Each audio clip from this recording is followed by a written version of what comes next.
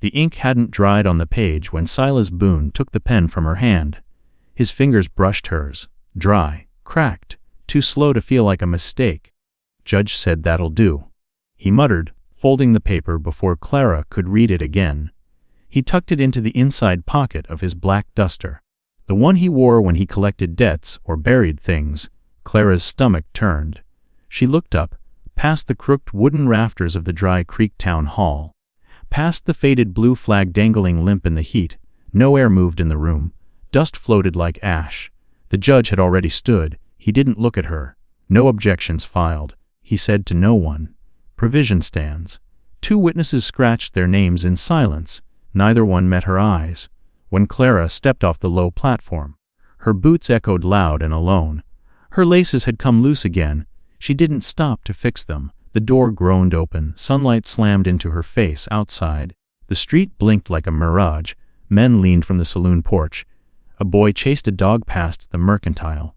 A funeral carriage rattled over the hill west of town, dragging 6 black plumes behind it, and Silas Boone walked 3 steps behind her, matching her pace.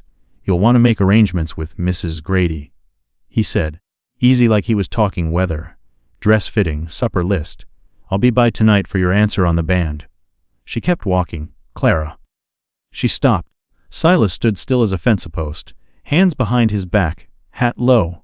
"There's only one way this ends," he said. "It's better if you walk into it on your feet." Then he turned and left. The boarding house sat uphill, crooked and peeling, with green shutters and a porch that leaned like it was giving up. Clara climbed the steps and pushed through the front door, letting it creak and slam behind her. She didn't see Mrs. Grady in the parlor. Only the long wooden table where she served supper to boarders. The mantel clock ticking like a fuse. Her hands shook as she reached her room and shut the door. She didn't bolt it. On the floor beside her bed sat the trunk. Her husband's, with the initials T.B., carved half, finished into the lid.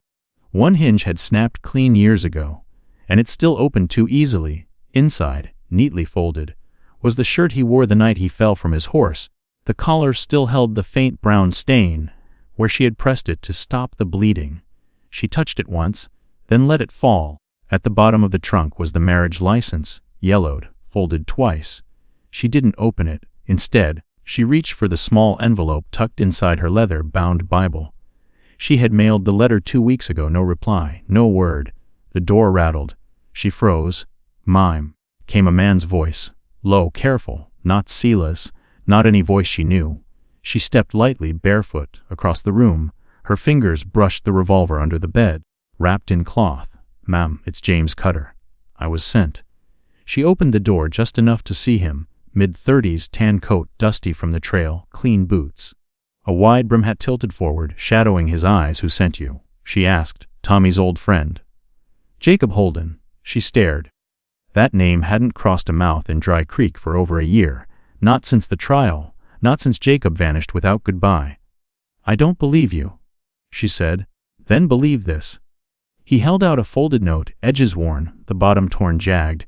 Her own handwriting stared back at her. "Silas made him sign everything over. There's something wrong. If you get this, please." She grabbed his arm and pulled him inside. The room felt smaller. He scanned the corners. "You got watchers?" "Yes." "Doors?" "One in back. Leads to the wood shed." He nodded. "Good." She read the letter again, not to understand it, but to remember how afraid she'd been when she wrote it. That night, after Silas had cornered her in the barn, told her how the will would read, said there wasn't a thing she could do. James was watching her. "You came too late," she said. "Late ain't never too late," he replied. His voice was southern, but clipped. War had taken the drawl out of it. "They signed it," she said. "Al legal. That don't make it right." She sat down on the edge of the bed. "I have 9 days." "You don't." She looked up. "They filed it with the courthouse early. Backdated." He pulled a slip of paper from his coat. "I stopped in Rock Basin. Clerk showed me." Clara reached for the paper. Her hands trembled too much to read. "Weddings in 3 days." James said. She couldn't feel her legs. He crouched beside her. "There's a wagon outside town. 2 horses. I'll drive through the pass at sundown. If you're in it, we go. If you're not, I don't come back." She said nothing. Start small, he added. Pack what matters. What'll sell? His hand brushed the side of the trunk and stopped. Inside, under the folded shirts, was something metal.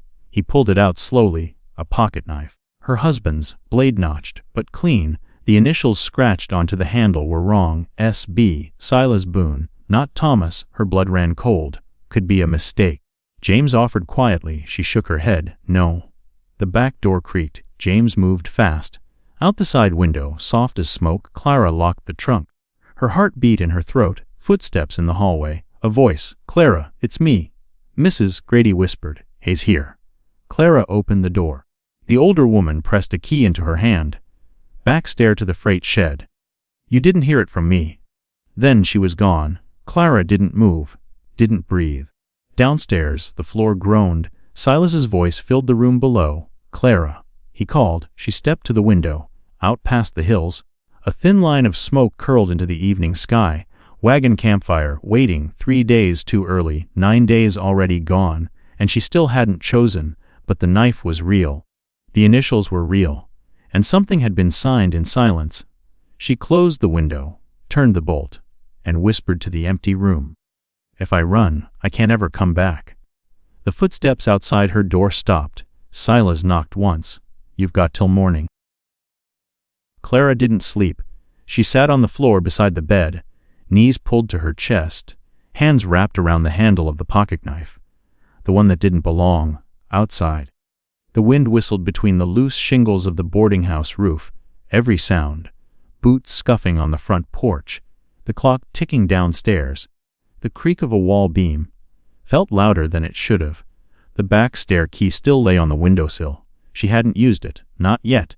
By the time dawn pressed its pale hand across the window pane, Clara's body ached from staying still too long. She rose slowly, washed in silence, and dressed without looking at the mirror. She wore a gray dress, plain and high-necked, the one she'd last worn to the sheriff's wife's funeral. Appropriate, she figured. Mrs. Grady met her at the foot of the stairs with black coffee and no questions. Clara nodded once, took the cup, and sat at the far end of the long wooden table. The sun had barely cleared the ridge when the first knock came at the door. Not loud, not rushed. Mrs. Grady didn't move. Clara rose, her palms already damp, and opened the door herself. James Cutter stood there.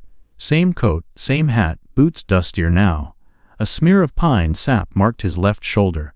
Figured you'd still be standing, he said. Clara let him in. They sat across from each other at the table. The morning felt like a standoff without weapons.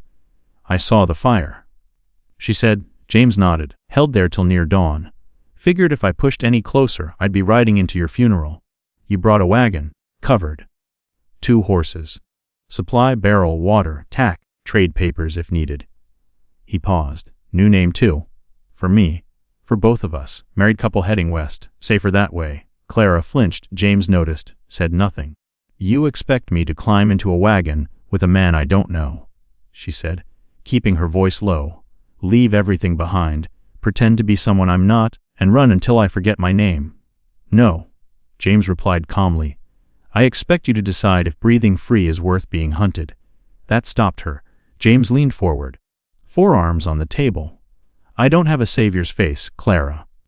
I'm not here to fix what someone else broke. You got a storm overhead and a knife in your hand. All I can do is offer you a map out. Clara looked away. Her eyes found the slanted picture frame on the wall, an old portrait of a nameless family who once lived in this house. The glass was cracked clean through the center. What happens if I say yes? She asked.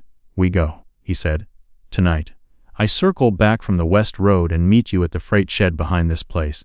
You bring nothing you can't carry. We ride to Fort Bridger, then decide from there. And if I say no? James didn't blink. Then Silas Boone marries you in 3 days, signs the deed with your hand, and keeps his secrets buried with your husband's bones. Clara stared at him. How do you know so much? He hesitated. Jacob told me, he said, and I knew Tommy. Not well, but enough. Clara's breath caught. I never mentioned you. He wouldn't have, James said. We weren't friends. Just 2 men who saw things the same way. Once. Something shifted in his voice when he said that. Something brittle. Clara pressed him. What things? James didn't answer right away. He reached into his coat and pulled out a folded sheet of paper. He slid it across the table.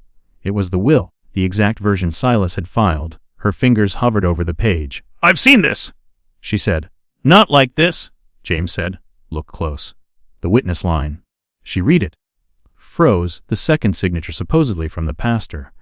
Had a smudge across the last letter. It wasn't ink, it looked like soot. "And that?" she asked. James shrugged. "Pulled from the courthouse in Rock Basin. I asked the clerk if the pastor came in that day. He laughed. Said the man died a week before this was signed." Clara's mouth went dry. "Hard to sign from the grave." James added. She looked down at the name again. It didn't belong there. Her thumb brushed the edge of the signature. The paper was rough where the ink had soaked in. "Why are you helping me?" she asked. James looked away. "Because last time," he said, "I didn't move fast enough." He stood. "You have until sundown." She stood too. "And if I don't show?" He turned at the door. "I won't come looking," he said. "Some folks don't want to be saved." He tipped his hat and stepped into the light. The door clicked shut. Clara sat back down. Her heart was pounding, not from fear, from something colder, sharper. She opened the will again, touched the forged signature, the suit. How had Silas faked that? Who helped him? Who else knew? There were too many gaps in the story. Too many things that didn't add up. And now she had two facts that couldn't be made to fit. Her husband's knife, marked with the wrong initials. A dead man's name. Signed in black. She didn't know what it meant yet. But she knew one thing for sure. Someone had lied with the confidence of a man who thought no one would ever look again. The day passed slow. She didn't leave the house. She packed nothing. She said nothing. Not even when Mrs. Grady placed supper at her door and walked away without a word. By dusk the wind had picked up. Dry Creek's dust blew sideways across the street. Clara stood in her room, staring out the window. Across the way, the saloon lights burned low. Silas's shadow stood outside, speaking to someone she couldn't see. She couldn't feel her legs. Her fingers were numb. She took the knife and tucked it into her boot. She left the trunk behind, the Bible, the letter, everything. Only the coat went with her. Her husband's old trail coat, patched at the elbow, still smelling faintly of tobacco and horse sweat. At the back stair she used the key. The steps creaked once, then held. The freight shed stood behind Mrs. Grady's fence. James wasn't there yet, but his wagon was, covered, quiet. A lantern flicked once inside, then died. Clara took a breath and stepped forward. Each footfall felt louder than it should. She didn't look back. Clara stood in the doorway, wondering if freedom always arrived disguised as danger. She reached for the back latch and froze. On the ground by the wagon wheel was a boot print, too large to be James's, fresh, still damp with creek mud, and beside it, half buried in hay, a cigarette butt with a gold ring. She bent slowly, picked it up. The smell was wrong, not tobacco, sweet, heavy, laudanum. That wasn't an accident, that wasn't a traveler, that was someone waiting. She heard the wagon canvas shift, not from wind, from weight. Someone was already inside watching. "You have until sundown," he'd said. Sun was gone. Now came the cost. Clara didn't move. The cigarette butt burned in her hand, bitter with the scent of opium and wet dirt. The wagon canvas shifted again. Soft, but unmistakable. Not wind. Not animal. Breathing. She stepped back once, heels sinking into loose hay. The bootprint stared up at her. Still wet. The man was close, real close. Clara dropped the cigarette into the dirt and turned without a sound. She didn't run. Not yet. Not until she was sure which direction would get her killed faster. A soft creak came from the wagon's rear axle, not a full step, just weight shifting, then, quiet again. Whoever he was, he wanted her to get close. She took the back path along the shed's wall, circling toward the fence behind Mrs. Grady's garden. Half-rotted crates lined the walkway, just wide enough to move without being seen. Behind her, the wind picked up. She didn't hear the front gate open. She didn't need to. Because suddenly, a voice, sharp, nasal, leaning hard into boredom, called from the alley, "She ain't here." Clara froze behind the crates. Another voice answered from inside the wagon, rougher. Then why's her coat in the straw? Could have been from earlier. She left tracks. 2 sets, real fresh. Clara pressed a hand to her chest. She hadn't seen the mud behind her boot. A third voice. Lower, cooler. She's watching. Somewhere close. Silas, she hadn't seen him since court, but she knew that tone. Smooth as polished wood, cold as the metal behind it. Something clattered. The wagon door creaked open all the way now. She sees us, Silas said. I want her to know we see her too. A pause, then a boot stomped into the mud. Once, loud, final. It wasn't a warning, it was a marker. Clara ducked through the garden hedge and bolted. She didn't head for the street. Not toward James. Not yet. She needed a place to disappear, not just hide. The freight shed wrapped around the back of the boarding house like a horseshoe, broken and sagging. Mrs. Grady once said it had been used for army shipments back when Dry Creek still mattered. Now it was mostly rats and dust. She slid into the side door, shoulder first, holding her breath as the hinges gave a protesting groan. Inside, it smelled of salt, manure, and rust. Moonlight pushed through the cracks in the planks, striping the floor like jail bars. She waited. Her heartbeat slammed in her ears. No footsteps followed, no calls, no boots on gravel. That scared her more than the noise. A whisper of hay shifted in the rafters above. Something small. A raccoon, maybe. Scurried. She leaned back against the wall, trying to calm her breath. That's when she heard it. A soft click. Metal. Not close. Not inside. Farther out. Near the shed's rear wall. A familiar rhythm. A flint striker. Someone was lighting a lantern. Clara moved fast, weaving between crates, sidestepping loose boards. She found the old freight chute in the floor, half covered by a broken table leg. She shoved it aside. Below was darkness and earth. She slid in feet first, wincing as her back scraped the frame. The old storage cellar had collapsed years ago, but there was still enough space to crouch, breathe, and wait. She held her breath. Above her, boots entered the shed. They walked slow, confident, deliberate, not searching, just showing. Clara, Silas called, voice low and warm, like a pastor in a backwoods church. You always did like hiding spots. She didn't answer. I admire it, really. That instinct to run. Means you know what's coming. Means you feel it in your bones. Clara pressed her nails into her palms. The boots stopped directly overhead. Silas knelt. The floor creaked under his weight. You're scared, he said gently, but not of me. Not really. You're scared of what happens if you stop being what he told you to be. A pause. You think he loved you enough to protect you from me. Something hit the floor. A soft thud. Cloth. Here's your dress for the wedding. Just in case. Then silence. The boots moved away. The door opened, then slammed shut with finality. Only then did Clara exhale. She waited a long minute, then climbed back up. The shed was empty again, but on the floor, neatly folded, lay a pale blue dress. Her size. The one she'd worn in the last family portrait. The neckline was torn slightly, old damage, the hem dirty with ash, but the dress was clean, pressed, prepared. And pinned to the collar was a note, 3 days. Or everything you love gets buried too. She didn't cry. She folded the note, put it in her coat pocket, and left the dress where it lay, out in the alley. No one waited, no more voices, just wind. The wagon was gone, but near the fence, someone had left a sign, a bundle of kindling stacked in a strange formation. 4 crossed sticks and a pine cone. It was a trail mark, James's. He'd seen the men, known she wasn't safe. He'd diverted. She followed the trail 3 blocks west to the blacksmith's barn. Inside, it was dark, save for a single lantern hung low near the forge. James sat on a bale of hay, cleaning the chamber of his revolver. He looked up. Wasn't sure if you'd make it. She tossed the note onto his lap. He read it. How many? She asked. 2 on foot. 1 behind the wagon. You saw them.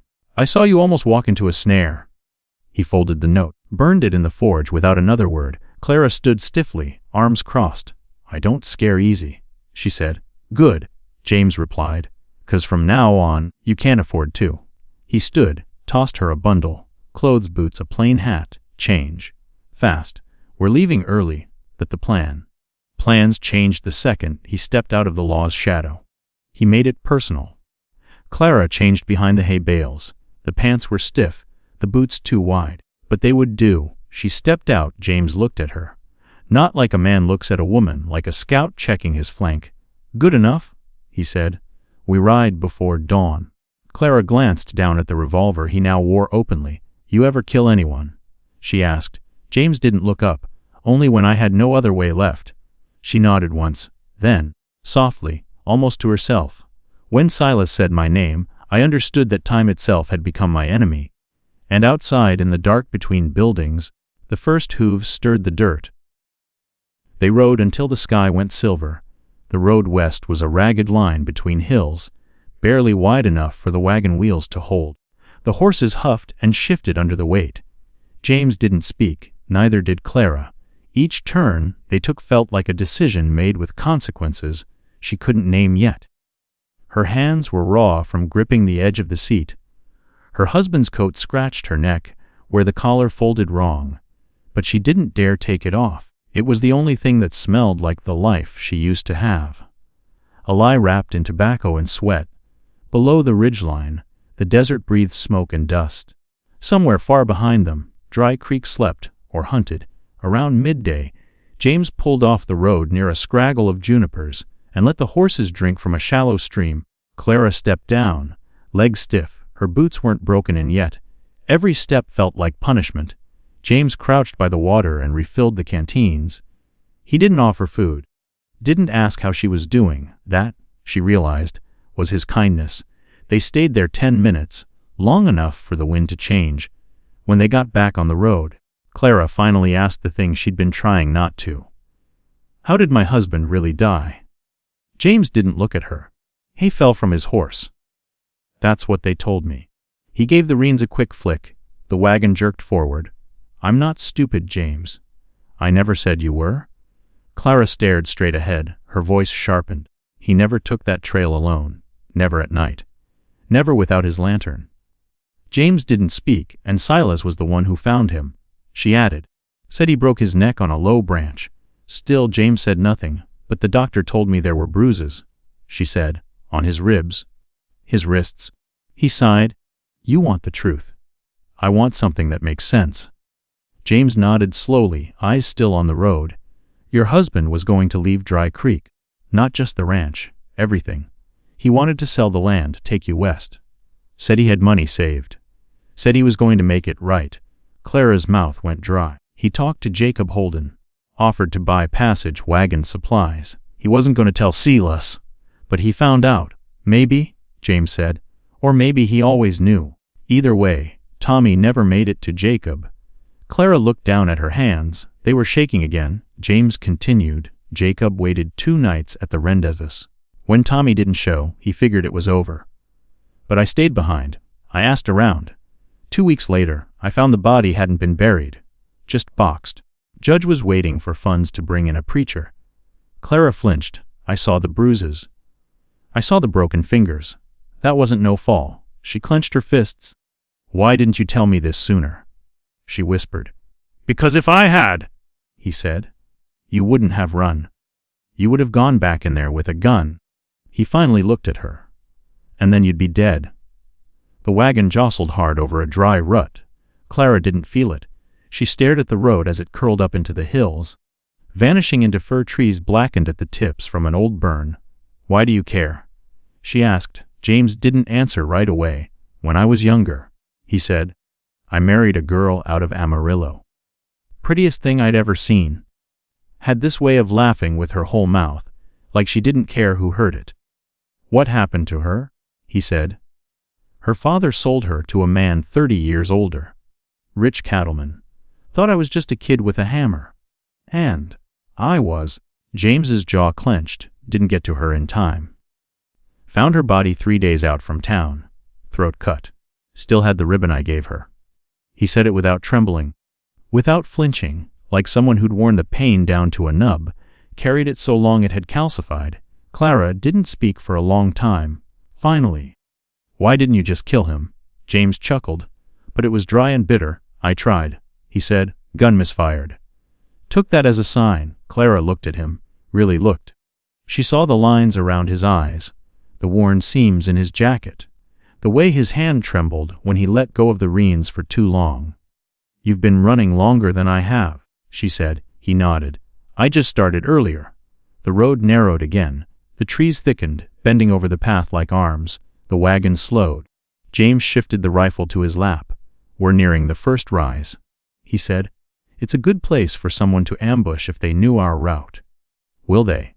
"Silas has men. Some of them know this terrain." "Then why are we still on it?" "Because off it," James said, "we'd die faster." They kept moving. By late afternoon, the trees parted, revealing a bluff that overlooked the valley. Snow still lingered in the shadows. Down below, smoke from a campfire curled lazy into the sky. James pulled the wagon behind a tall rock face and climbed down. "Stay here," he said. "If you see anyone but me, shoot." Clara took the rifle from under the seat. Her hands weren't steady, but they didn't shake either. James moved down the slope, silent as a shadow. He didn't look back. She watched until he vanished into the trees. Then she waited. 10 minutes passed, then 20. Birds moved in the branches above, chittering nervously. Clara wiped her palms on her pants. The sun dropped behind the far ridge. Shadows stretched long and cold. Still no sign of him. Then, a rustle low right of the wagon. She turned, rifle raised, finger on the trigger. James stepped out, slow, hands up. Clara exhaled. "You're alive," she said. "Close?" he muttered. "Campfires from a guide. Name's Mary Tuttle. Used to run mining lines. Has a shack past the ridge. We'll stay there tonight. She trustworthy. She didn't shoot me." "That's a start." They rode another 15 minutes before reaching the clearing.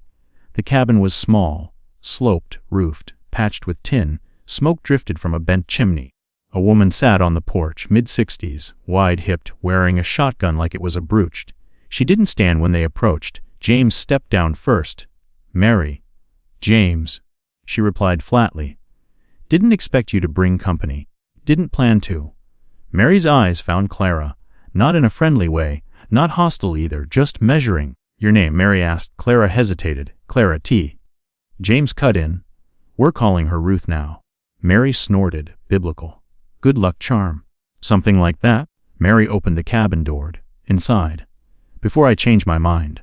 They stepped in. The air smelled of coffee and gun oil. A single cot, a stove, 2 chairs. Mary poured something into a tin cup and handed it to Clara. "Drink. It'll burn." It did. Clara coughed. "What is this?" "Pine whiskey and something else," Mary said. "Don't ask what." "You look like you've seen ghosts." Clara set the cup down. Her throat still flamed. "Let me guess," Mary said, settling into her chair. "You're running." "He's chasing." Clara nodded. Mary studied her. "Question is, what'll you do when running don't work no more?" Clara looked up. Mary didn't blink. "If it comes to killing, are you willing?" Clara didn't answer. Mary grinned. "Thought so." She handed her a small revolver. "Don't weigh much," Mary said, "but it'll put a hole in the devil." Clara took it, feeling the metal settle into her palm like a verdict. The weight of the gun was lighter than the weight of the question. She didn't sleep that night. And in the woods below the bluff, someone's boot sank into Clara's tracks, then turned, following. The snow started falling before dawn, not heavy, not yet, just a slow drift of pale flakes that caught in Clara's hair as she stood on the cabin porch, revolver tucked into the waistband of her trousers. She watched the dark ridgeline across the valley, where the treetops swayed but never broke.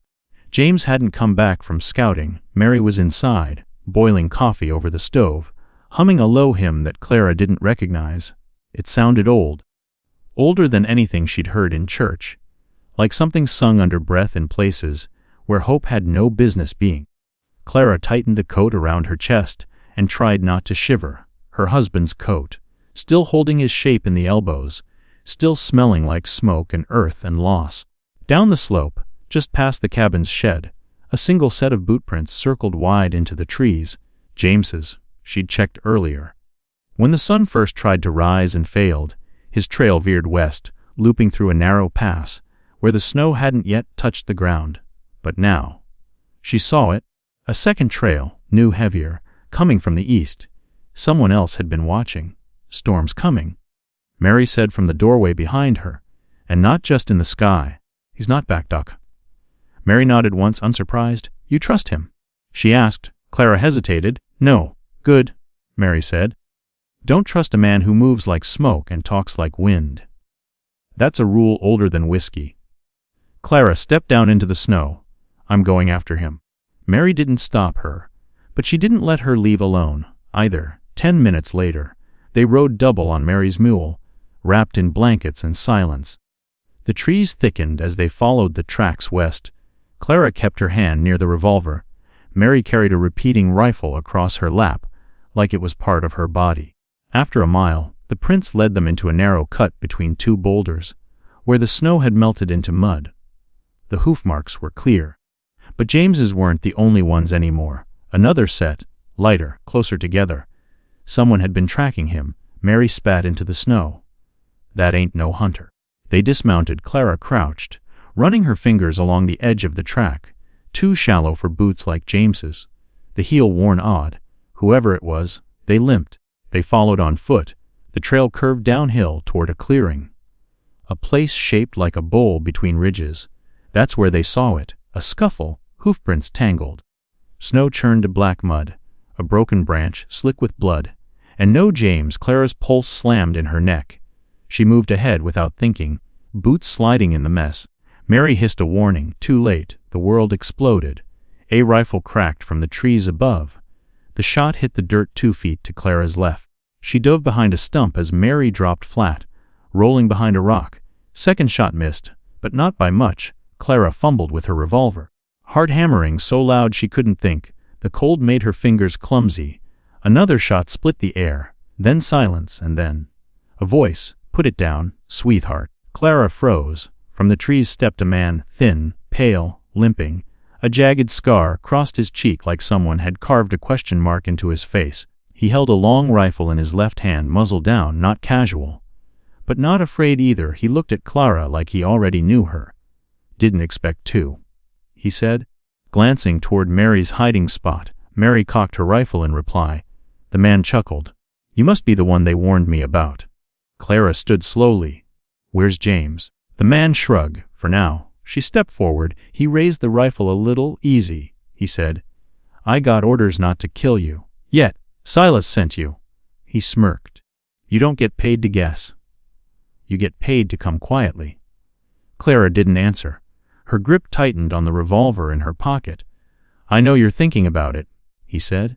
But even if you're quick, I shoot quicker. Mary stepped out from behind the rock, rifle aimed. You sure about that? He turned. Mary fired. The man dropped. His rifle went skittering across the snow. Silence. Clara rushed to him. Blood bubbled at his collar, mouth opening like he wanted to speak. But no sound came. She looked at Mary. You didn't have to kill him. Mary slung the rifle. Men like that don't come alone.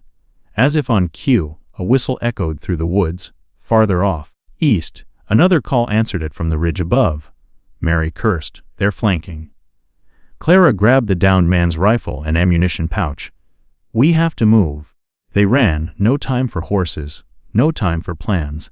They slid down the far side of the ridge, following an old cattle trail that curved through the rocks like a scar. Behind them, more whistles, then a voice shouting her name. Not James. Clara didn't look back. They ran until Clara's legs burned and her lungs turned raw. The trail forked near a dried, out-streamed. Mary pointed west. That way leads to the mines. Dead ends. Clara pointed east. This, old postal trail. If it ain't washed out, it'll take us clear past the basin. They ran east. Half a mile in, they saw the cabin, old, half buried in snow, door hanging off its hinges. Probably hadn't been used since before the war, but there were tracks, small, fresh, and inside, smoke. Clara raised her revolver. Mary stayed behind her. They approached slowly, carefully. Inside, they found James, sitting against the wall, shirt bloodied, one arm tied tight with cloth. His eyes opened when he saw them. Took you long enough, he said hoarsely. Clara knelt. You're bleeding. Better than not breathing. Mary checked the wound, through and through. You're lucky. James winced. That what we're calling it now. Clara pulled the coat tighter around herself. Who was the man? James shook his head. Used to work for the railroad. Went freelance. Last I heard, Silas hired him to clean up loose ends. You were the loose end. He met her eyes. No. You are? Silence. Then Clara asked, how long until they find us? James didn't answer. Mary said, hours. Maybe less. James gritted his teeth. There's a tunnel beneath this cabin. Old smuggler route. If it's still passable, it cuts under the ridge. You sure? Clara asked. I've used it once. Years ago. Mary opened the trapdoor. Darkness and cold air wafted out. Smells like rot, she muttered. We'll make it? James said. He looked at Clara. If we don't take it now, we won't get another chance. Clara looked down into the dark, then back at the door. Snow still fell, but not thick enough to hide them yet. She climbed into the hole first. Mary followed. Then James. The trapdoor shut, and in the clearing above, footsteps arrived too late, but not empty-handed. If I hesitated now, there would be no later worth reaching. The tunnel breathed like a buried thing, damp and narrow, with walls of stone and timber long since rotted. It swallowed their lantern light in thick gulps. Clara led the way, one hand on the wall, the other gripping her revolver tight enough to leave marks in her palm. James limped behind her. Steps uneven, breath shallow, Mary brought up the rear. Every few minutes, glancing back over her shoulder with her rifle ready. The air smelled of mildew, rat droppings, and something older. Like wet earth and copper. They didn't speak. No one needed to say the thing they all felt pressing in. If this tunnel collapsed, no one would find them. If someone followed them in, there'd be nowhere to turn. About 50 paces in, Clara paused and turned to James. You're sure this leads out? He nodded, sweat slicking his brow despite the cold. Eventually. That's not the kind of answer I need right now. He gave a weak half smile. Didn't say it was the kind you'd like. Mary elbowed past them both. Argue later. We move now. They kept on. The tunnel dipped lower, and in places the ceiling cracked so low they had to crouch. Once, Clara's coat snagged on a splintered beam, and for a second, she couldn't move. Panic flashed sharp and fast before she tore free. The sound of their steps echoed strangely. It made the space feel bigger than it was, like something else might be walking beside them. Just out of reach, they passed a rusted lantern nailed to the wall, its glass long shattered, then another set of wooden beams blackened by old fire. That's when they saw it, a body half buried in a cave, in not fresh, rotted boots, a hand, bones showing through dried flesh, the rest crushed under rock. Mary knelt, looked close, then stood again. Old miner, she muttered. Tunnel wasn't always a secret. Folks tried to use it back when gold fever hit this place. Some didn't make it. Clara stared at the dead man's hand. A silver ring clung to one finger, dull with time. What made you come back here? She asked James without looking away. He didn't answer for a long moment. Because once, he said quietly, I tried to disappear too. Mary gave him a look. And how'd that go? Didn't stick. Clara turned. What changed? James didn't meet her eyes. She did. The tunnel forked. No signs, no light. Just two mouths in the rock. One veering left, tighter and sloped down. The other right and uphill. James pointed. Right. Mary hesitated. You sure? Yeah. But Clara was already moving left. Mary grabbed her arm. That one slopes down. Means water, not light. You get trapped in a washout. Clara pulled away. I saw something. James frowned. What kind? Small. Barefoot. Mary swore. Kids don't come down here. Clara turned her lantern down the left path. Someone did. She walked 5 steps in and paused. In the dust, barely visible, were 3 prints, toes spread wide, heel low, like someone had moved quickly without shoes. James looked down. His face changed. That's not a kid, he said. Mary's voice dropped. What the hell is it then? James knelt. These are from last night. Clara felt her stomach drop. Someone's using this tunnel. James stood. And they're ahead of us. They picked up the pace, following the left fork, deeper into the earth.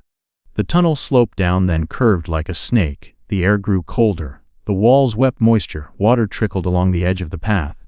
The tracks continued. Sometimes clear, sometimes gone, but always reappearing when the ground softened again. Mary muttered, We're chasing ghosts. Clara didn't answer. She just followed. After what felt like an hour, they reached a chamber, wider than the rest of the tunnel, with a low ceiling and stone walls reinforced with rusted metal braces. In the center sat an old mining cart, empty, covered in dust, and beside it, fresh ash. Someone had made a fire here recently. James crouched, touched the coals, still warm. Then he saw it on the wall behind the cart, carved deep with a knife, were letters, R.T. I say WDHDT. Clara froze, her breath caught. Those were her husband's initials. James stepped forward, brushing soot from the wall. Tommy was here. Clara whispered. Mary shook her head. No way. This is recent. Clara ran her fingers over the carved letters. No, she said. He left it for me. How would he know you'd come? Clara looked at James, then back at the message. He didn't, she said, but he wanted someone to know. James turned to her, face tense. That changes things. How? It means Silas didn't just kill him. He hunted him, forced him underground. And maybe Tommy found something he wasn't supposed to. Mary scanned the chamber. We can't stay here. Too exposed. James nodded. There's an old exit behind the cart. Used to be for ore loads. If it's not caved in, we can take it. They pushed the cart aside and found the tunnel mouth. Narrow, but passable. They crawled through one at a time. The air shifted colder, fresher. Then suddenly, a gunshot behind them. Clara screamed. The bullet sparked off the stone. Mary turned and fired blindly back through the passage. Voices shouted. Men. At least 3. They'd been followed. James grabbed Clara's arm. Run. They bolted. The tunnel rose fast now, the incline steep and slick with moss. Clara slipped once, hit her knee hard, but kept moving. James pushed her ahead, limping worse now. Light appeared ahead, a dull gray. The exit. They burst into the open air, just as another shot rang out behind them. Snow, bright, blinding. They were out. But not safe. James collapsed to his knees, gasping. Clara turned. We have to block it. Mary fired again, then shoved the mining cart against the exit. It wedged in tight. Not perfect, but it would buy time. They didn't wait. They ran into the snow, across the ridge, down toward the timberline. Clara looked back only once. Smoke rose from the tunnel mouth. Someone had lit it. She gripped the revolver tighter and kept going. When they finally stopped to rest, miles later, James sat with his back against a tree, eyes closed, blood seeping from under his shirt. Mary checked his wound, face grim. Clara sat beside him, fingers still shaking. You okay? He asked. Eyes half-lidded. No. He smiled faintly. Good. Then he whispered something she barely heard. Whatever Tommy found, it didn't die with him. And behind them, hidden in the folds of her coat, the folded note from Silas. Blood ink into the cloth, its edges damp with melted snow. Snow fell harder as the afternoon deepened into dusk. They moved slow now, each step a struggle against the wind. James leaned heavier on Clara's shoulder than he wanted to, and she didn't tell him to stop. Mary led from the front, rifle in one hand, eyes scanning the horizon like a woman who'd survived ambushes before. The trail curved east, then vanished beneath a sheet of white that blurred land from sky.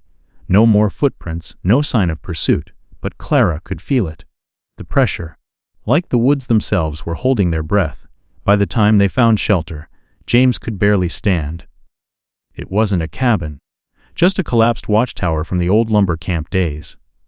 2 walls upright, roof gone, floor half, covered in snow and pine needles. Mary checked the perimeter. Clara helped James sit against the strongest beam, and wrapped his coat tighter. He was burning up now. Bullet might have grazed something bad. Mary said after a look, he needs heat. And food. Clara lit a small fire with bark and dry moss. The flame shivered in the wind, but held. She added a few pieces of broken wood from the tower's walls and fed it slow, like coaxing life from the edge of death. James watched her, blinking slow. You should have left me, he rasped. She shook her head. I don't leave people. That's your weakness. No, she said quietly. That's why I'm still alive. Mary came back with a strip of smoked meat and half-frozen apples from her saddlebag. It wasn't much, but Clara made James chew. Then she wrapped her arms around him, pressing their bodies together to share what warmth they had left. Hours passed. The fire burned low. Outside, the storm howled. Inside, James drifted. Then he spoke, too soft, like talking to ghosts. I saw it in the ledger, Tommy's name. Clara leaned in. What ledger? James coughed. His hand gripped hers, weak but urgent. Northern Spur. Land rights. His name, signed under receiver. Mary's head snapped toward them. What the hell? Clara frowned. Receiver of what? James tried to sit up, couldn't. Silas needed someone clean to front the claim. Your husband was going to expose it. The land grant. James nodded. It ain't just a family ranch. It sits on a path the railroad wants bad, real bad. Silas promised it to them, but Tommy, he found out. Clara stood slowly. The snow in her stomach turned to stone. He was killed over dirt. James laughed, bitter, dirt with silver under it. Mary sat down hard like something cracked loose in her. No wonder they didn't bury him proper. She muttered, "Dead men don't talk." But he did. Clara whispered, "He carved it in the tunnel. Left me a message." Mary stared into the fire. "And now you're holding the only reason Silas hasn't already burned half this forest to find you." The truth, it wasn't just revenge now. It was leverage. James leaned his head back, eyes closed. "There's a man in Silverton. Elias Marsh. He used to run audits for the Spur. Tommy said he had papers. Proof." Clara looked at Mary. "We go there." Mary didn't blink. "We won't make it with him in this state." "I'll get him there," Clara said. "You'll kill him trying." Clara stood. "Then we better move fast." But Mary didn't move. She looked at the fire, then at the edge of the woods. She'd heard it too. A crack, like ice snapping under boot, then another. James opened his eyes. Someone's close. Clara put out the fire with a blanket of snow. The shadows thickened instantly. Mary drew her rifle. Clara grabbed her revolver, turned toward the dark. Then a shape moved behind the trees, not charging, not hiding, stalking, a low whistle, familiar, mocking. Clara's heart stopped. "Silas!" Mary crouched low, aimed toward the sound. "He's alone." She whispered, "No," James said. 3 more whistles answered. Circling the clearing, Mary cursed under her breath. "They found us." The wind cut sharp now, cold as razors, then a voice, slow and soft. "Clara." She froze. "Darlin'," Silas called again. "You've been gone long enough. Thought maybe you were just confused, hurt. But now I think you're being ungrateful." His voice was closer now, but not close enough to shoot. He was playing. "You took something from me," he said. "Time to bring it back." Mary lifted the rifle. "I got eyes on one. Far left. He's tall, light coat." Clara's hands tightened on the gun. Silas's voice shifted. More amusement than anger now. "You always liked games, didn't you? Hide and seek in the orchard, tag in the barn. Remember that?" She didn't answer. "But this one's different," he said.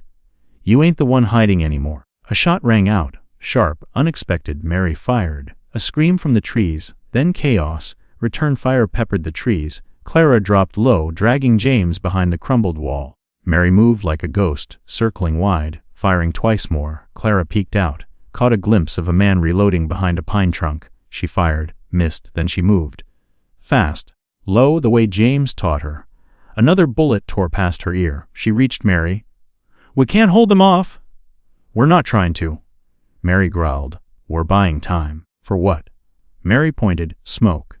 Clara looked. She hadn't seen it before. A plume, rising just beyond the trees. Dark, thick, controlled. Someone was burning brush. Not far, not random. Mary, them. "That's our man." "What man?" "Elias Marsh," Mary said. "He never waits at the drop point. He signals." Mary fired again. "No. But I'm real glad he did." James tried to sit. "We get to him, we end this." "How?" "He gets the papers to a judge. Or a newspaperman." Clara looked back toward the fire, then at James. Then the woods. Silas's voice again, louder. "You can't run forever." But Clara was already moving. She grabbed James's arm. "We're not running," she said. "We're walking into hell with fire in our hands." They moved into the trees, using shadow and snow. Behind them, Mary covered the retreat. Bullets split bark, branches cracked. But they didn't stop. The smoke grew thicker ahead, and somewhere beyond it, a truth waited to be told. Silas hunted me like I was prey. But I'd learned how to hunt back. The smoke curled upward like a beckoning finger. It smelled of pine and oil, not wildfire. Controlled, deliberate. Clara gripped James tighter as they moved through the thicket. Each step slow, snow crunching beneath her boots. Her legs ached. Her breath steamed in the air. James leaned more of his weight into her with every step. His face gray. Jaw clenched. Behind them, gunfire echoed faintly.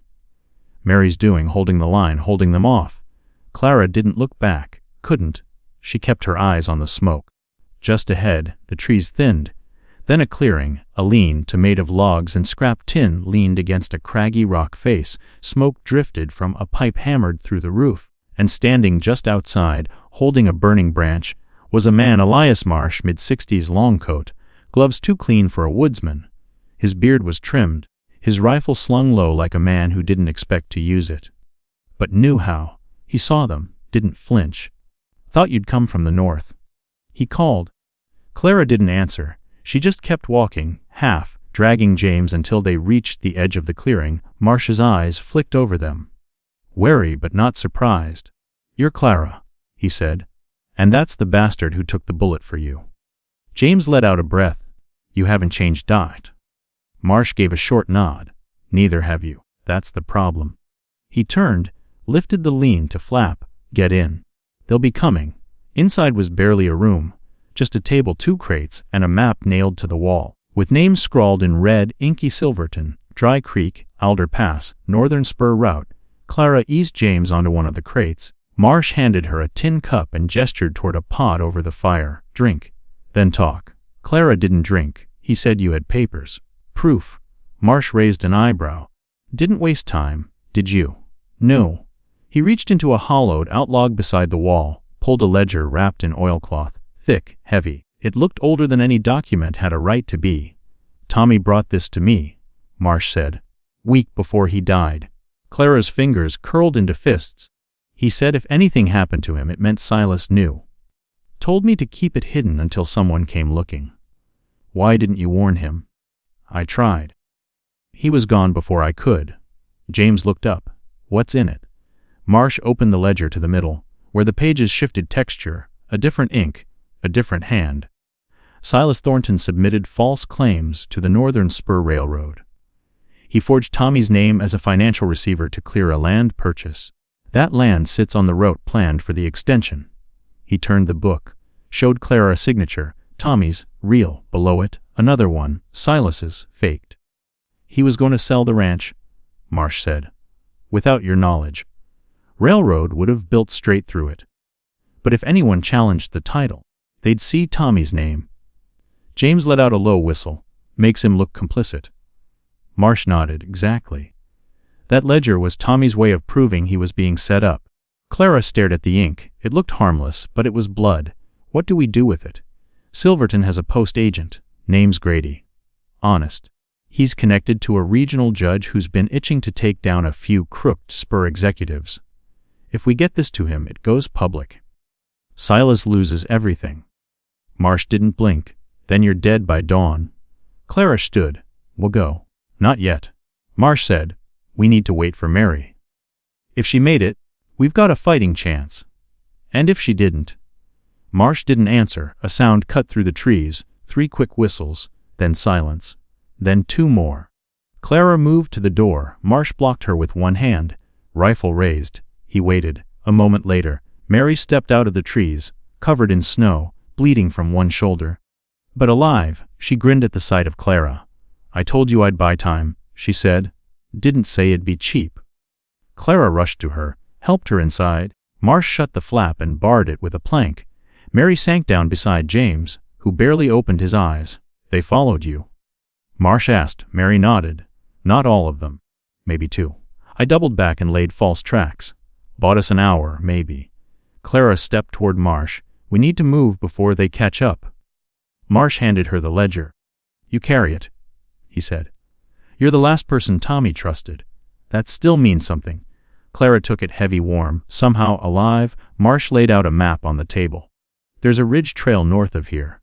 Hard to see, older than most. If we ride hard, we make it to Silverton by tomorrow morning." Mary spoke through clenched teeth. "What if we don't ride hard?" Marsh looked at her. "Then we don't make it at all."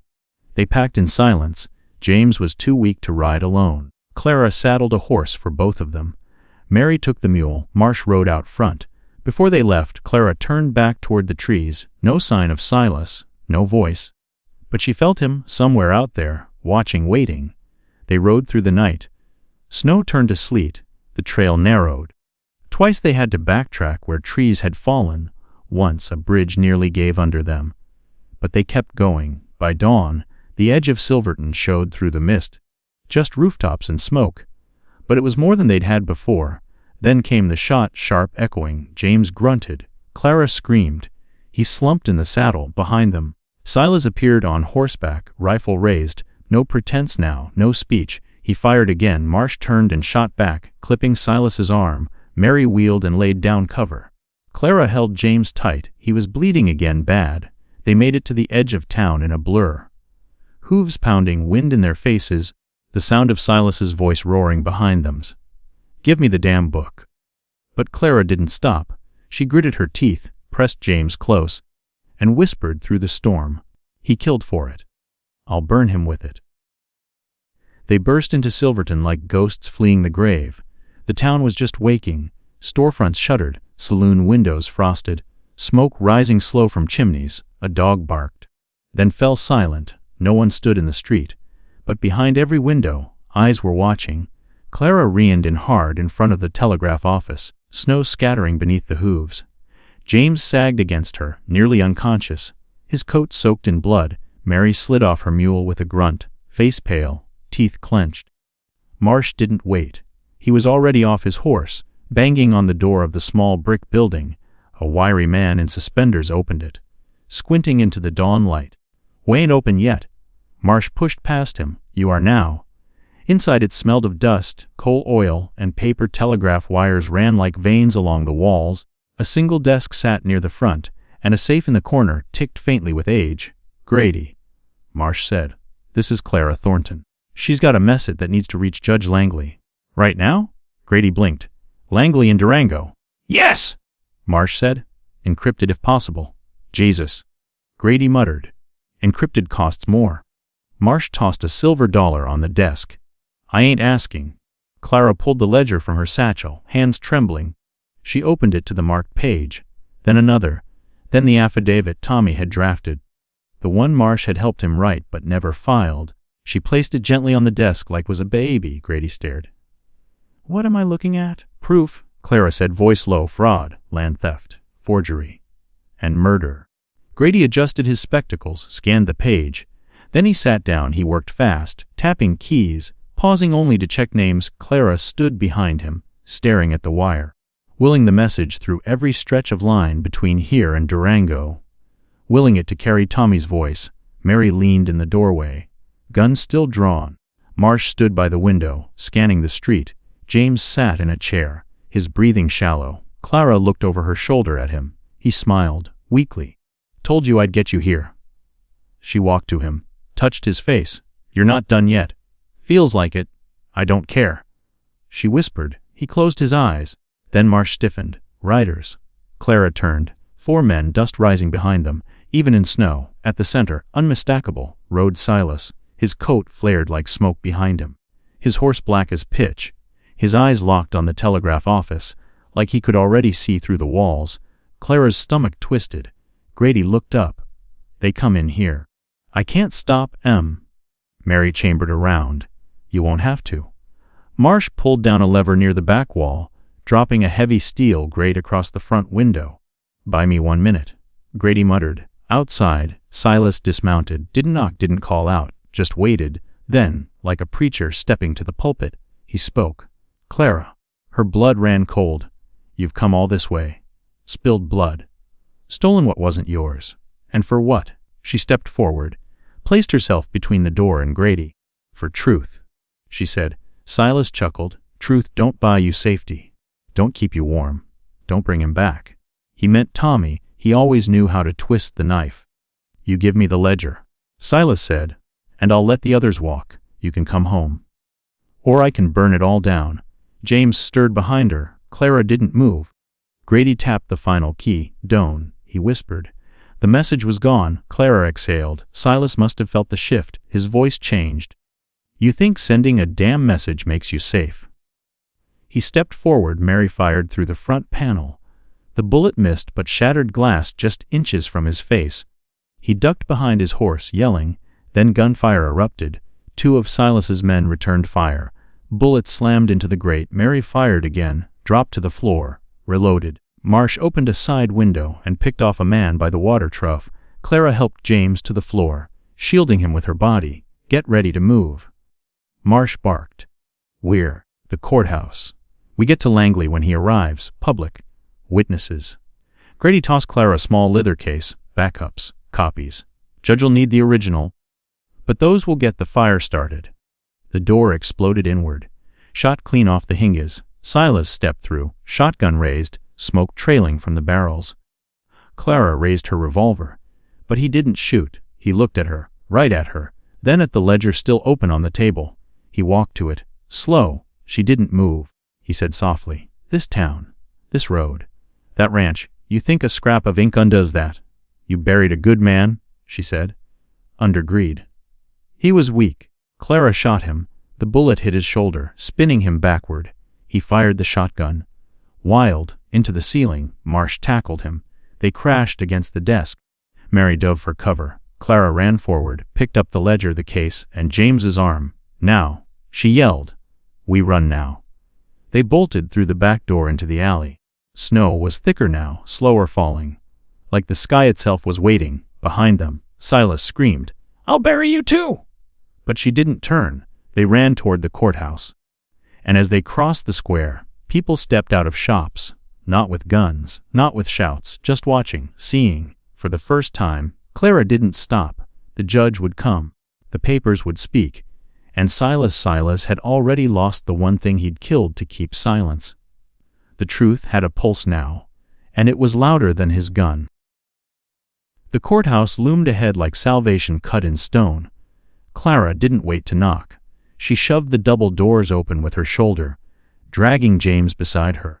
Mary stumbling close behind. Marsh came in last, glancing once over his shoulder before slamming the doors shut and bearing them with a timber beam. Inside, the old place smelled of wax, damp coats, and the faint musk of paper justice. The clerk, young, rail, thin and stammering, stood from his desk, eyes wide. "We need Judge Langley," Clara said, already moving past him. "Now. He's not due till." "He'll come," Marsh interrupted. "He's got a message on the wire. He'll come fast."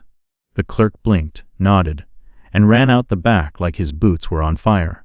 Clara helped James into the front row of benches, easing him down. He was shivering, teeth chattering now. Blood stained the cushion dark. His shirt was soaked through. Mary dropped onto the bench beside him, still cradling her injured arm. Breathing like she'd just come off a week's ride. The courtroom was quiet. Too quiet. Outside, townfolk began to gather, faces at the windows, a few whispers. A child lifted into a father's arms, all of them staring at the doors like judgment would come through them. Marsh paced. Clara stood still. The ledger was in her hands. Heavy again, full of weight, of names, of what had been stolen, and who had bled for it. 10 minutes passed. Then the doors creaked. Judge Langley stepped inside. Long black coat, spectacles low on his nose, hat still dusted with snow. He looked like he'd ridden hard. And read the telegram harder. He saw Marsh, then Clara. "Then the blood? Is it true?" he asked quietly. Clara handed him the ledger. He didn't sit, just opened it where the affidavit was clipped. His mouth tightened. His eyes narrowed. No one spoke.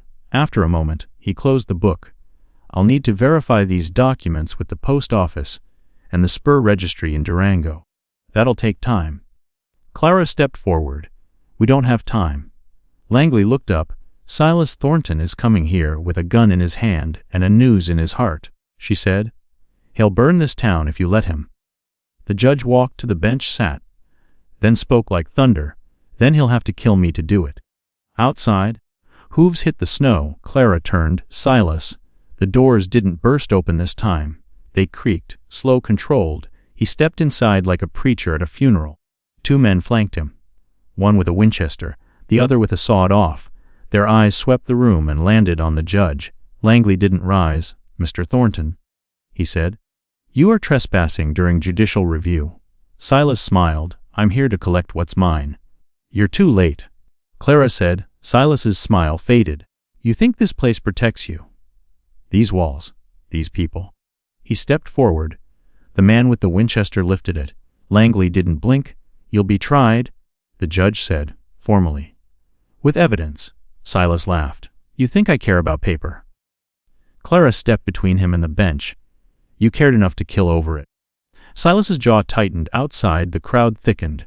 The windows were full now, townfolk with aprons, miners with suits still on their skin, a boy holding a lasso, a woman holding her breath. Mary stood slowly. Her rifle dangled from one hand. Marsh unsnapped his holster. James, weak, slumped, but watching, lifted his head. Silas looked around, then back at Clara. "You gonna shoot me in a courtroom?" "If you reach," she said. "I won't miss this time." He did, but not for his gun. For the ledger on the bench, fast, sudden. Clara fired. The shot cracked like judgment. Silas staggered, not dead, but bleeding, arm hanging loose.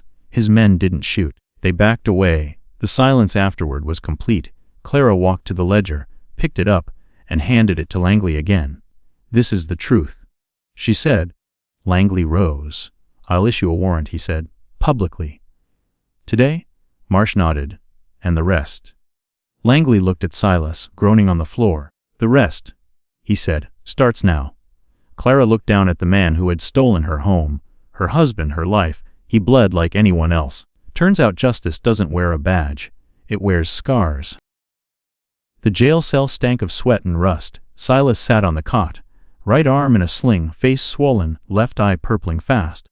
He hadn't said a word since the judge had him locked up 2 hours ago. Not when the deputy chained his hands. Not when they dragged him through the square. Not when the townspeople spit in his direction and turned away. He just stared straight ahead, stone quiet, like he was planning something. Clara stood on the other side of the bars, arms crossed, ledger still clutched to her chest. She'd asked for 10 minutes alone. The deputy didn't argue. The room was cold. Lantern light threw long shadows on the wall. Behind Clara, the courthouse bell marked another hour gone. Each chime felt like a crack in the wall around her lungs. "You always needed an audience," she said. Silas didn't blink. "You came to gloat." "No," she said. "I came to bury what's left." He leaned forward, chains clinking. "You think this is over?" "That old man Langley. He won't live long enough to sign that warrant. The railroad's bigger than a judge, bigger than this town." Clara stepped closer. "That's the difference between you and Tommy. He believed in something bigger than himself." Silas snorted. "Tommy was a fool." "No," she said. "It was good. And you hated him for it." He stood slowly, walking as close to the bars as the chain would allow, his face twisted in something between a grin and a snarl. "You think they'll let you keep that land? Keep your name? The minute the railroad lawyers roll into town, they'll twist it all back. They'll say he forged you, that you made it all up. I've got the original ledger. And witnesses. They've got money. I've got scars," she said. "That's how I know I'm still here." Silas stared at her, a flicker of something like respect in his gaze. Then he leaned in close to the bars. "You don't survive men like me," he said softly. "You become them." She didn't flinch. "I'll die before I ever become you." Then she turned and left him in the dark. Across the square, the saloon was packed, but not loud, not tonight. Clara pushed through the doors, ignoring the stares. Marsh sat at a corner table, glass untouched, hat on the chair beside him. Mary leaned against the bar, one arm in a sling, the other holding a whiskey she hadn't drunk. James sat in a booth in the back, coat off, pale as ash, but breathing easier now. The doc had pulled the bullet out and stitched him up, said he needed rest, said he was lucky. Clara didn't believe in luck anymore. She slid into the booth beside James. He looked at her with tired eyes. He talked. Just enough to prove he's still afraid. James nodded. He should be. For a long while, neither spoke. Then James said, "You did it. You got the truth out." Clara looked down at the glass in front of her. "I got the words out," she said, truth still bleeding. James reached for her hand. She let him outside. Boots hit the boardwalk, dozens of them, then a voice. Clear, commanding. "Judge Langley! Open this door." Clara stood. James tried to follow but winced and sat back down. Marsh was already at the saloon window, peering through the curtain. "Trouble," he muttered. "Big hats. City coats. Railroad boys." Clara stepped onto the porch, just as Langley emerged from the courthouse. He faced 3 men in tailored coats, one holding a leather case, the other 2 with that stiff, backed air of men used to giving orders without drawing pistols. "I'm Judge Langley," he said. "State of Colorado. Who are you?" The lead man opened the case and pulled out a thick sheaf of papers. Samuel Brandt, he said, legal representative for Northern Spur. We're here to contest the validity of the ledger and all related claims. We'll be taking custody of the document for review. Clara stepped beside the judge. No, you won't. Brandt barely glanced at her. Mrs. Thornton, you've acted under emotion, not law. This case involves substantial property interest. The proper channels will be followed. Langley folded his arms. The ledger stays in court custody. Until the circuit court rules, it is evidence in a criminal investigation. Brandt offered a smile as fake as his silk tie. Then we'll be seeing you in Denver. Langley nodded. Fine, but be warned. Any attempt to remove evidence from this town will be met with force. Brandt's smile faltered. That won't be necessary. He turned and walked away, but Clara knew better. That was only round one. Back inside, she sat with James again. They'll come harder next time, he said. She nodded. Let them. He looked at her then, really looked, eyes soft. You didn't just save the ranch, he said. You changed the rules. She shook her head. No. I just stopped pretending I couldn't. Outside, thunder rolled low across the mountains, a storm coming. And this time, she'd meet it on her feet. Let them send lawyers, guns or flames. This time I'm the fire. The snow came down harder that night, coating Silverton in quiet dread.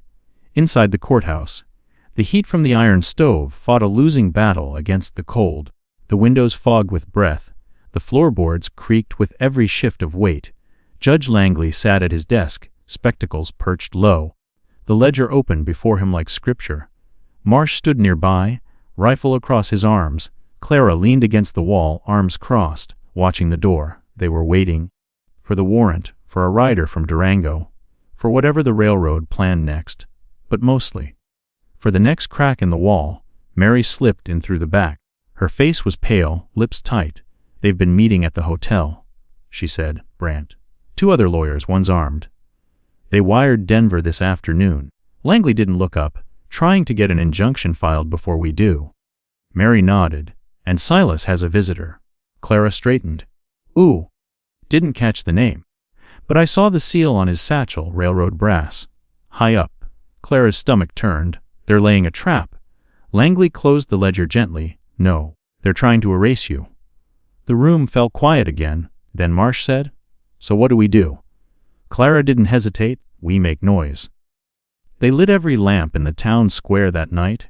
Marsh rode to the church and rang the bell, slow and heavy. By the time Clara stepped into the square, nearly half the town had come. Miners in flannel, shopkeepers with wool scarves, women with coats wrapped around their children.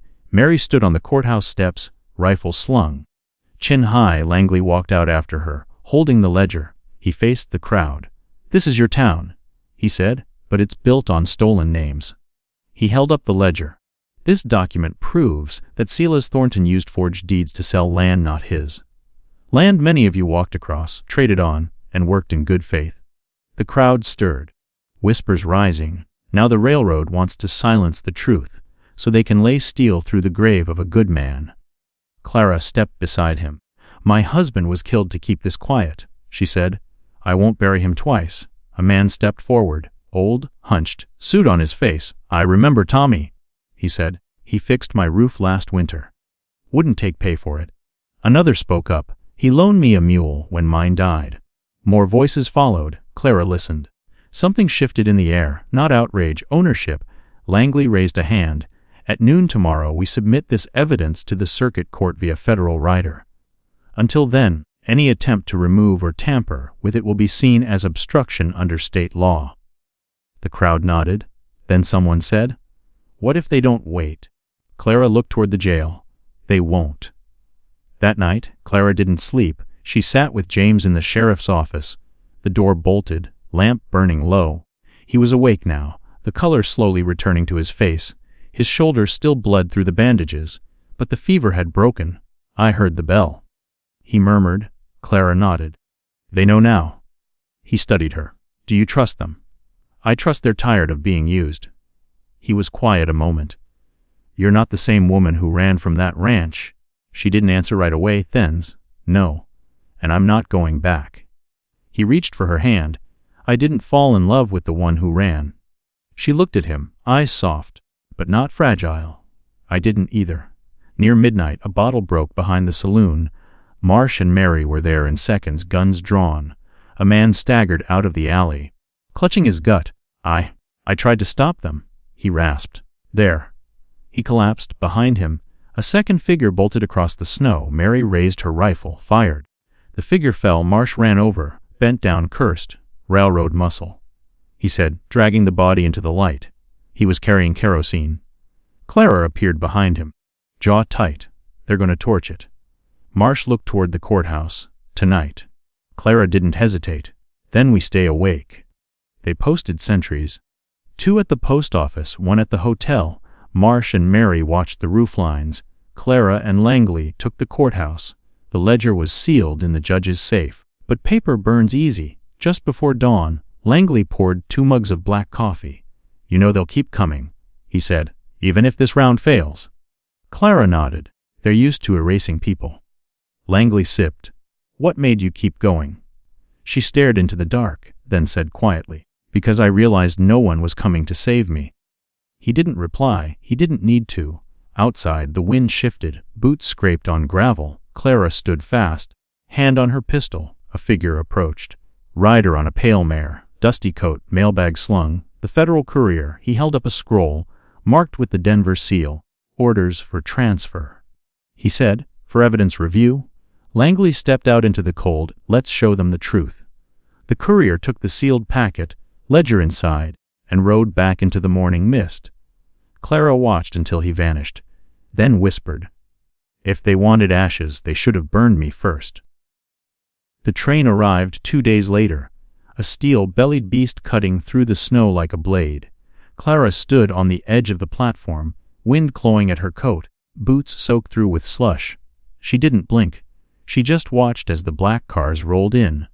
15 of them, polished and heavy. Too many for a legal review. Too many for peace. Beside her, Marsh muttered, they brought half the damn army. Behind them, the townsfolk had gathered again, quiet, watching, no rifles this time. Just presence, a line of boots in the snow. The door to the second car opened with a hiss. 3 men stepped down, lawyers, in tailored wool and hard eyes. One bore a deputy marshal's badge. But it was the 4th figure that chilled the air around Clara's spine. Nathaniel Price, railroad board member, former federal judge, known in 6 states and feared in all of them. He moved like a man used to owning outcomes. Langley met them at the edge of the depot, robes fluttering beneath his coat. He bowed slightly, out of formality, not deference. Price returned a glance and nothing more. Judge Langley, he said, voice smooth as a river's edge, you've caused quite the delay. Langley didn't flinch. Truth tends to slow things down. Price smiled thinly. We're here for a federal arbitration. My team will review the ledger and affidavits under judicial seal. You'll provide access to all related witnesses. Clara stepped forward. We already did. The ledger's in Denver. Price turned, finally taking her in. You must be Mrs. Thornton. She nodded. I've read your file, he said. You're a resilient woman. Clara raised her chin. I stopped being quiet. That's all. Silence is often safer. Price replied. Marsh snorted behind her. Only for the ones with secrets. Price ignored him. We'll begin interviews today. My people will be stationed in the courthouse. We expect full cooperation. Langley gestured toward the square. You'll have it, as long as it stays legal. Clara didn't move. Price's eyes lingered on her for a beat too long. Then he turned and walked, slow and certain, toward the courthouse. The train hissed again. Something in that sound felt final. By mid-afternoon, they'd cleared out the saloon for interviews. Men in gray suits sat at tables, flipping pages, scratching notes, offering cold water and colder questions. Clara was the last to be called. She walked in alone. Price sat at the far end. No papers in front of him, just watching. You've been busy, he said. She said nothing. He gestured to the chair. Mrs. Thornton, I've read every page of this case, the affidavits, the land deeds, the witness reports. It's compelling. Good, she said, but not complete. She narrowed her eyes. There are gaps, he said, not enough to dismiss, but enough to question. You understand how doubt works, don't you? Clara leaned forward. Doubt works best when no one's looking. Price smiled. You think you've won because you survived. But survival isn't victory. It's just a pause before the next storm. I'm not pausing, she said. I'm rebuilding. He folded his hands. You could walk away, he said. There's an offer in place. The railroad is willing to pay a significant sum for your silence. Enough to leave this dust-blown hell and start over. Elsewhere. Somewhere safer. Clara stared at him then. You think I care about safety? Price tilted his head. I buried a husband, she said. I nearly buried myself. And now you want to buy what's left? No. You realize what you're giving up. She stood. I already did.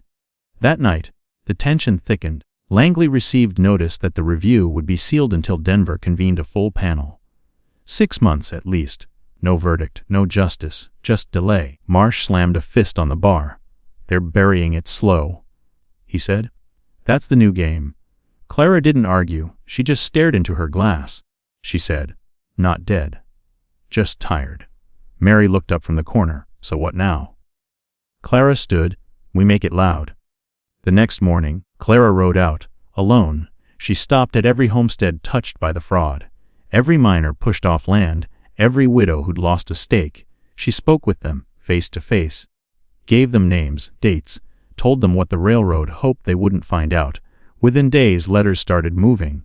Not one or two, dozens. To the Denver press, to senators, to the Land Bureau, a storm of ink. And all of it signed Clara Thornton. Price summoned her again. You've made a mistake, he said. This was your chance to be forgotten. Clara didn't smile. You don't get to forget me, she said. Then she leaned in. You tried to silence a ghost. But I'm still breathing. And now I know how to haunt. Spring came late to Silverton that year. Snow lingered longer than it should have, clinging to rooftops and curling along fence posts like the town itself was holding its breath. But the thaw came all the same, slow, stubborn, like justice. Clara stood on the porch of the Thornton Ranch, boots in mud, hands wrapped around a mug of black coffee. Below her, the field stretched out, brown and brittle in patches, but alive. The fence had been rebuilt. The barn roof patched. There were chickens again. James came limping out of the house behind her, wrapped in a wool coat too big for spring. He still walked stiff from the wound. But he walked. That counted. You're up early, he said. I never sleep late anymore, she answered. He stood beside her, quiet for a while. The breeze carried the smell of damp earth and pine. Paper came, he said, holding up a folded copy of the Rocky Mountain Gazette. The front page bore a headline in thick, black ink. Raord idtmant smovar harard aftir clvrt habitoonars tes testimonar. Clara didn't react, not with a smile, not with relief, just a quiet exhale. James opened the paper and read aloud. Judge Langley's sealed submission has led to a formal investigation into land fraud and judicial tampering linked to Northern Spur executives.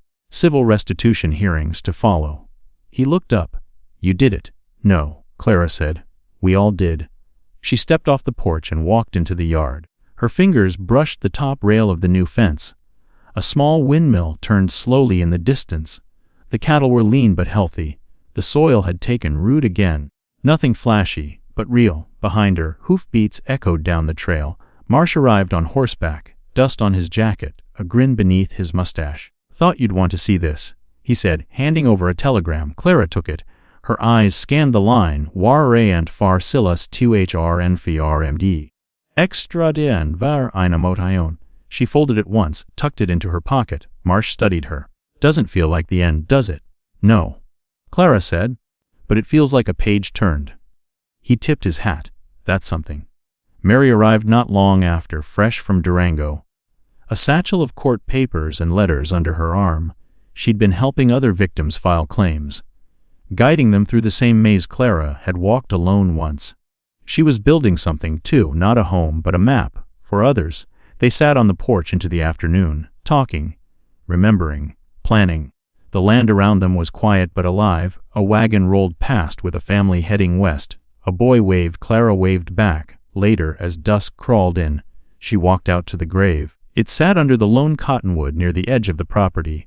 A simple stone, no grand words. Just Tommy's name, and a phrase she had chosen herself, He stuodi. Evinum no oni sao. Clara knelt down, brushing a leaf from the base. "You were right," she whispered. "It wasn't about the land." The wind rustled above her. "It was about the line. Between what you stand for and what you allow." She didn't cry, not this time. Instead, she pressed her palm to the earth, solid, cold, and hers again. By the time she stood, the stars had begun to blink through the fading light. She walked back to the house, past the barn, past the horses, past the ghosts. James met her at the door. He didn't say anything. He didn't have to. Clara looked out once more at the fields, at the rising moon, at the fence line holding steady in the dark. Then she whispered, almost to herself, "They thought justice was a gavel. Turns out it's a woman who won't sit down." And finally, for the first time in a long time, she closed the door behind her.